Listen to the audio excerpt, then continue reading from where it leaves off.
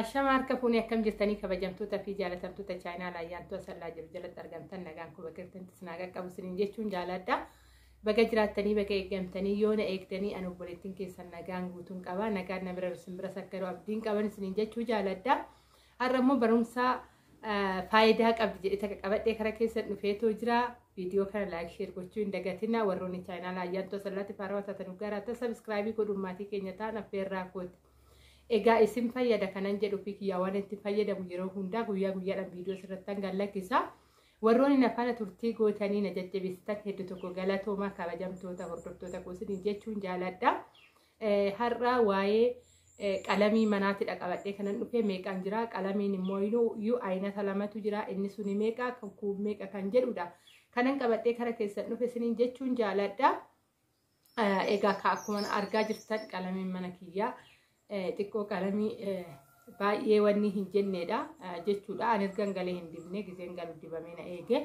Anis gallaan akkuma argitanii qilleensi jireenyi nama fiiksisiisti horii gadi jireenyi mataan afaan olii gaffiige malee waa'ee isaati irratti hin yaadanne. Har'a immoo mee kanan ofii kiyyaa bitee meeqan jira kan jedhuun gatii isaatii fi akkaataa qalamiiwwanii hunda isaatuyyuu isinitti hima isiniin jechuu jaaladha. Turtiin afaana godaa erguyyuu hin naqina. Yoo viidiyoo kana haga dhumaa dhaggeeffattanii barumsa irraa argattan jedheen abdii qaba.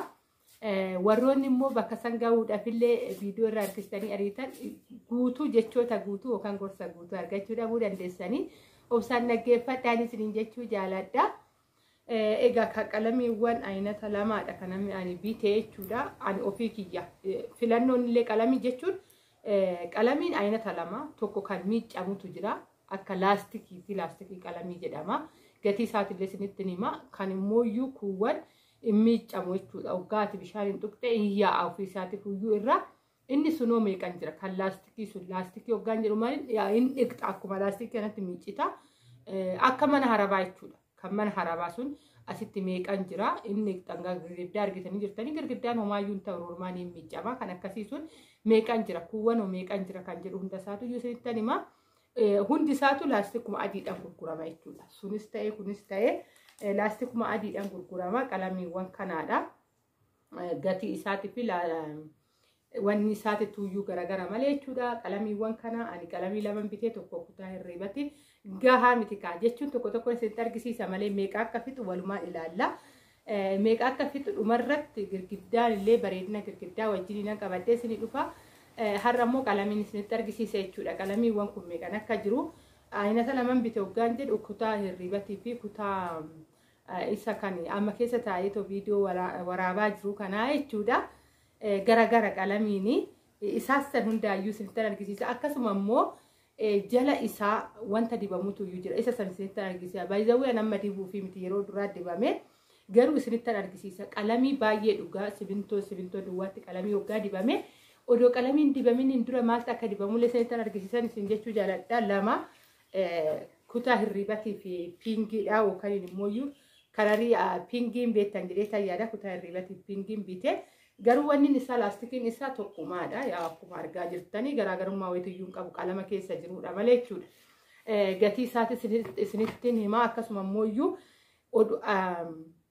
mana erga liishoo rukuttaniin booda jechuudha. Erga liishoon garafsiistanii yookaan liishoodhaan laqameen booda qalamii hoggaa irratti dibamu maal ta'a oduun kara gatiin darbiin isaan isinitti maafan akka informeeshiniitti akkasuma immoo simintoon illee meeqan akka jiru ijoolleen tanaan dura nagaafattas soorii ani jidduudhaniin yeroo mana hojjedhu sanidha malee erga mana hojjechuu dhiise karaa isaa hin deemne kanaafan isiniif deebisuu dhabeen isiniin jechuu jaaladha.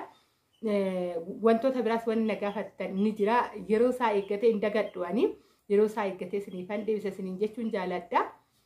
Qalamii maal gootuu isa adii kana jechuun qola fuudheen isinitti argisiisa. Xiqqoo inni awwaara'a rakkoo inni qabu garuu arguu qabda waan ta'eef ol fuudheen isinitti argisiisa. Isa kana jechuudha. Isa kana jala baxaxamee dibama adiidha. Maaliif hoggaa qalamii dibdan qalamiin isiniin ga'u qalamii hin dhuga callise. Soorii kaabii wanni daakuudha akka daakuuti awwaara qaba sirriitti garuu arguu qabdan jedhee tanan ol fuudhee isinitti argisiisa. Suuraa isaatis isiniifan teechisa. Maal gootu isa kana baxabaxanii jechuudha bishaaniin baxabaxanii dura dibama inni erga irratti goggogeen booda ogaa dibdan qalamii hin dhugu jechuudha baay'ee qusannaa qalamiitti fayyadamti meroormaanii nan danda'a jennaan dibuu hin dandeessan akkanumatti osoo kanan dibin adii kan osoo hin dibin jechuudha jeessoo jechuudha jeessoo osoo hin dibin dibuu ni dandeessu garuu akka gudii kanaaf dhuga jechuudha asuma na biratti soorii harki kiyya baay'ee waara ta'ee jira sol fuunanii qalamii girgiddaa fuuldura jechuudha mana alaan fuuldura qalamii kana sadi fixee odoo isan dibin itti dibaniitu jechuudha kana sadi fixee achi bakka ergasii keessa qalam kana dibanii raawwatanii diban jechuudha egaa ka alli bichaan kana sadi yoo fixu meeqa akka dhufu ka beekuu ni dandeessan alli bichaan karri keessa bichaan jechuudha innaa kanaafuyyuu kun akka qalamii qoxxoobdaniif isin fayyada lakki immoo oomaa roormaanidha isallee dibdanii fi qalama qusattan malee wanna mana keessan irratti isin jala hirrisu tokko iyyuu hin jiru qusannaa qalamiiti yoo ta'e jeessoo kana jala dibuudha qalamii immoo rakkoo hin jiru nan bitadha soggaa jettan ta'e qalamii bittanii mana keessan dibuudha garuu baay'ee dhuga isiniin jechuun jaaladha egaa ka gatii isaa gatii qalamii kanaa hoggaa isinitti mee ta'ee kan muka yookaan kan laastikii kan inni qabu sun akka yookaan mana warra harabootaa jechuudha yeroo baay'ee isaa wajjin turre waan ta'eef hoggaan isaan jedhee naqalla laafan maaliif hojjennee argine waan ta'eef ani akkas jedha itti fayyadama kan akkasii 700 fi birrii 65dha 765dha jechuudha garuu ka mana keessan wal qabatee meeqa fudhata I don't know beeku kunuyyuu kutaan kiyya kunu sadi ni fudhata jedhameetidha kan dubbatame aga fudhate immoo girgiddaa isaa deemaa bareedaa kan jedhu wajjin qabadhee tosee hin dhufa aga fudhatu garuu inni sun 700 fi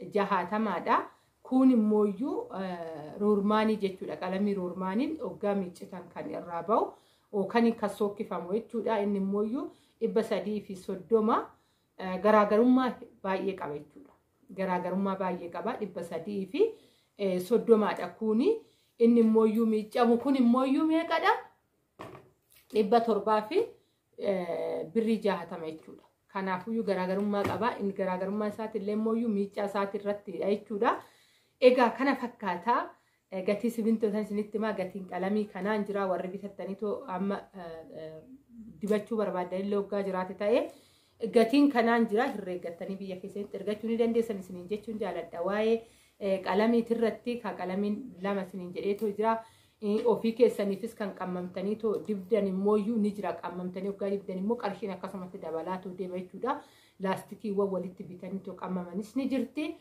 ishiinis immoo akkasumatti dabalaa deemtee laastikiin tokkichi kara kumaa ta'uu danda'a jechuudha gaafa kan qammamtan san illee itti binnallee jettan ta'e egaa filannoon qalamii isiniidha baay'izawwee akka namaatitti yaada tokko asirratti dubbachuu barbaada qalamiin homaa miti yeroodhaa yerootti illee jijjiiramuu ni danda'a xiqqaadha garuu ofii filattanii yoo dibdan yeroo biraa immoo yeroo wayiitti irratti diizaayinii biraa gizee barbaadan dibuun baay'ee salphaadha qalamii dheeta fudhadhaan jechuun isuma kana isuma kan laastikii konaayyuu hafee gaafa girgiddaan keenya qoshoshe isa kan 330 kanaa binne dibuu jechuun baay'ee ni salphate dheeta yaada ayyaantu asallaati kun keessanii miti akka nama tokko ittan kaa yaada mataa kiyyaa dhiyeeffadhe isiniin jechuun jaaladha walumaan ilaalla kaayii amma immoo gatii simintooti simintoon dhugaa dubbachuuf homaa ol deema malee gadi hin deemu kanarratti kan nama miidhu dhugaa simintoo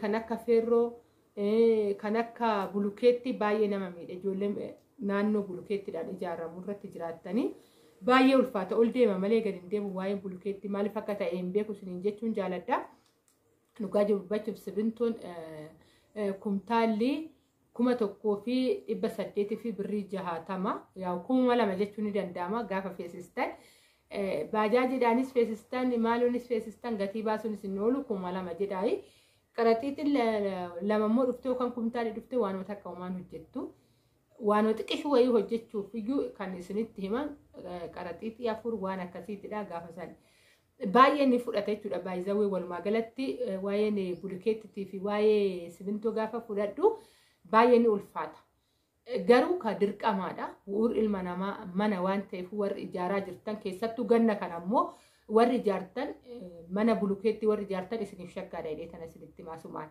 erga waa'ee manaa dubbachuun hin oolle isin fayyada amma jaartan tokkoffaa bishaan itti naqu gubbaarratti isiniif qusatama namni itti naqi gaafa jettan sirriitti isinii naquu dhabuu danda'a roobni itti rooba waan ta'eef bishaan baay'ee hin barbaadu egaa ka gizee bira raachuu baatan bishaan baay'ee namni namaa obaasuu dhabuu danda'a bulukeettiin immoo simintoon immoo bishaan dhuguu baannaan addaa yaa'a firkiskis jedha sirriitti bishaan dhuguu qaba jechuudha. Kanaafuyyuu amma odoo ganna kana ijaartanii haa ta'u wanti hunduu wuddii haa ta'uu malee bishaan isin fayyada isiniin jechuufan simintoo sirriitti bishaan dhuga waan ta'eef girgiddaallee keessattuu gaafa girgiddaan ol deemu namni baay'ee obaasuudhaaf baay'ee rakkisaa ta'a garuu roobna si waggaatti roobu wal qabachaa deema. Isiniin jechuun jaaladhaa viidiyoo tana ka har'a ni jaalattan jedhee nabdii qaban informationii waa'ee manaatidha. Waa'een biraatillee immoo barumsa kan ta'e waa'ee manaatiin waa'ee meeshaatiin waa wal qabate qabadhee tan kara keessan dhufa. Isin erguyyuun naqina anuma faana turaa chaayinaala kana sabiskiraabii godhuun isiniin jechuun jaaladhaa. Dhugaa baay'een isin jaaladha baay'een isin kabajaa bakka irratti nagaan haa ta'a rabbiin nagaadhaan kara biyya keessanii isin haa galchu warri biyya ormaatis jirtan isiniin jedha warri biyya keessa jirtanis immoo nageenya waaqayyoo nu waliin haa ta'u anumallee dabalatee isiniin jechuun jaaladha viidiyoon kun guyyaa irraa kana fakkaata bakka irratti nagaan haa ta'a baay'ee.